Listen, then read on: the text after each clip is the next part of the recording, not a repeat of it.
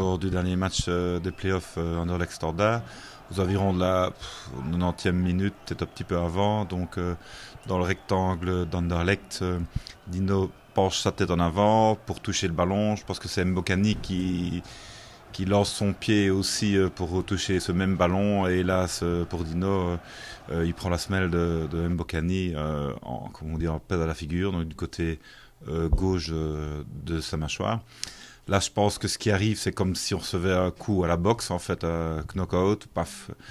Je pense qu'il tombe de tout son poids par terre et il va recogner une nouvelle fois sa tête sur le sol là, avec son côté droit.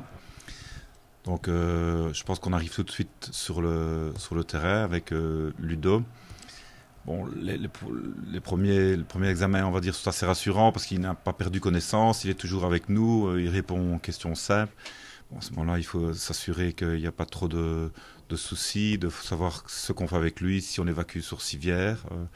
Dans un premier temps, ça allait pas trop mal, donc après 2-3 minutes, on l'a levé, on l'a mis sur le côté du terrain, on l'a recouché pour procéder à d'autres petits examens cliniques directement, qui étaient aussi rassurants.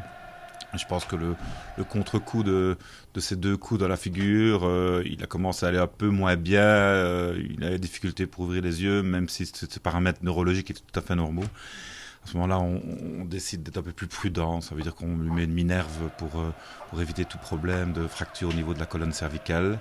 On le transporte sur un brancard spécial pour ne pas le bouger du tout, et on s'arrange pour le transférer au plus vite dans un service d'urgence où on pratique plusieurs examens complémentaires. Donc ici c'était un scanner cérébral, donc scanner de la tête et scanner de la colonne cervicale. Les deux examens ont été négatifs, il allait quand même beaucoup mieux, il a été autorisé à quitter l'hôpital et à rentrer chez lui. Donc diagnostic final et complet, commotion cérébrale, entre guillemets, rien que ça, et heureusement pour lui. On l'a revu hier, on la revoit aujourd'hui, donc il n'est toujours pas à l'entraînement, il est encore un petit peu sensible, encore un peu de céphalée.